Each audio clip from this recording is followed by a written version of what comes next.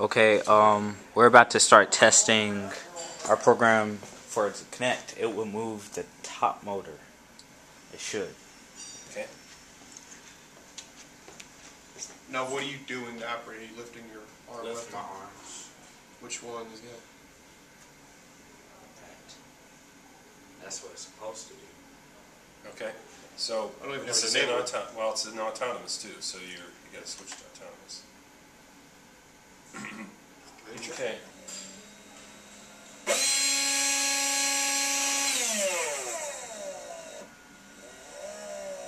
Okay.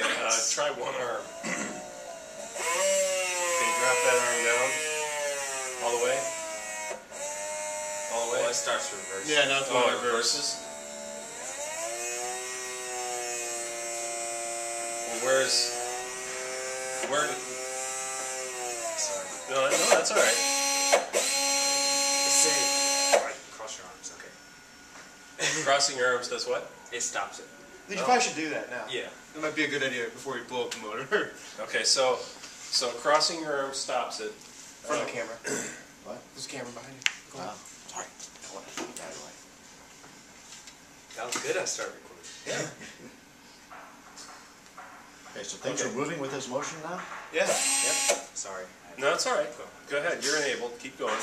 Do you know what's supposed to happen? Yeah, it's supposed to do exactly. Well, it's not supposed to go full speed the whole time. Let's go to that. Try your other arm. Right over here. Oh, this arm. Yeah. Well, there we go. Which is because we don't. Why do you think that is, Charles? Why? Because it's like the left motor. You got it. Nice, thanks. Oh, I can't say which motors are moving here. Sorry, tell me. None of them are right Top now. one. Here. The top one, the shooter? Okay. Yeah. Yeah, see it reversing there. All right. It's pretty laggy though. So. Yeah, it's not exactly.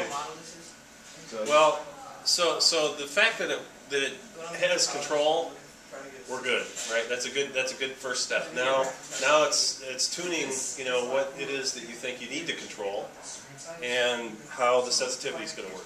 So you can adjust that. We'll have to play around with that thing. so what we need to figure out, so we got that. This is great. I'm loving to see this. Now, what do we think we need to control in the robot with the Kinect? Well, of course the shooter motors. That's why I have it up there. What? So, Why why is do that? you say, of course, the shooter mode? Because in hybrid mode we want to get some point shot. Okay. But what if I just sat there, and I've set my robot down to where it's supposed to be here, and the Kinect guy stood there and did nothing, and it shot on its own. But then the Kinect guy went in there and started doing stuff. Well, I mean, do we really need the Kinect to shoot, to tell it to shoot? No.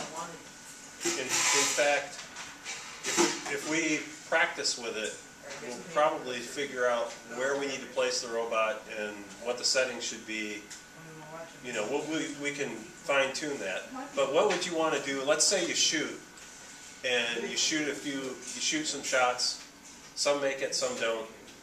Your alliance partners, some make them, some don't. What would you do after that? What would you want the robot to do? drive and take it. That could be a good one. Yeah.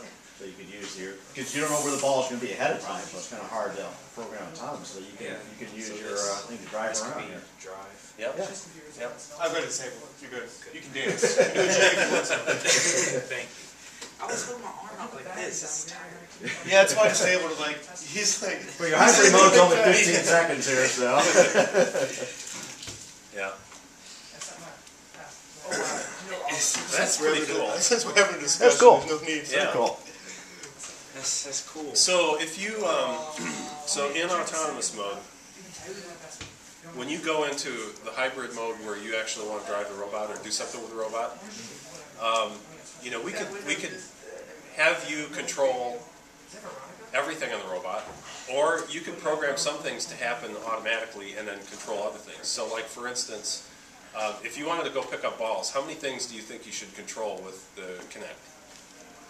The drive, the control, and then the conveyor. Well, do you want to control the conveyor motors with the Kinect? Oh, you don't have to. You don't have to. You can just turn them on. Yeah. Yeah.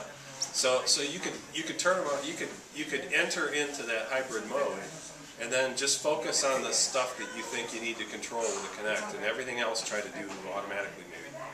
And that's yeah, that's one approach. There's almost another Yeah. possibility. I mean, then you got to think about, well, okay, where, you know, what if you pick up, you know, if you pick up balls, you could just reposition yourself. If you, let's say you shoot them all and they all make it, what might you want to do?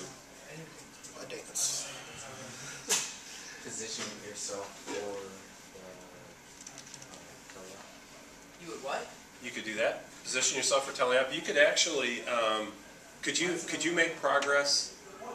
I mean, where are you going to get more balls if you shoot them and make them all? on the bridges.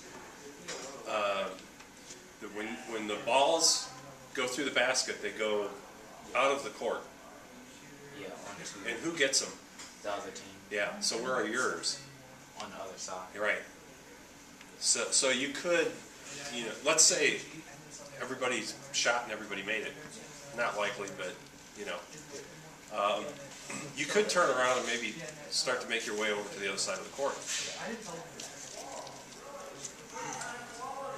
Another thing we can try is you're going to be standing like you are here. What's the orientation of the robot while you're using the Kinect? Or on the side, and so the robot's going to be facing this way, perpendicular to Yeah. So you're going to have to drive this thing, watching it, while you're perpendicular to the robot.